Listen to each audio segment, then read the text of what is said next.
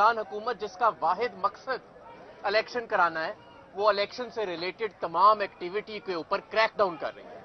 آج جو پانی پھینکا گیا اس کے اندر تیزاب ملانے کی اطلاعات ہمیں موجود ہیں۔ ہماری خواتین اس وقت ہسپتالوں میں گئی ہیں اس پانی کی وجہ سے۔ ٹیئر گیس کے شیل اس وقت برسائے جا رہے ہیں ڈیوس روڈ کے قریب، اور یہ سامنے نہر کے اوپر لاٹھی چارج کیا جا رہا ہے لاہور کے مختلف علاقوں میں۔ پرامن لوگوں کی، شہریوں کی گاڑیوں کو توڑا جا رہا ہے۔ یہ زرداری کا بچہ اور گلو بٹ اکٹھے ہو گئے ہیں، یہ دونوں اکٹھے ہو گئی ہیں طاقتیں۔ اور ہم یہ کہتے تھے، اب یہ کہنا کہ یہ قائم مقام حکومت غیر جانبدار ہے، یہ بڑا کمزور لفظ ہے۔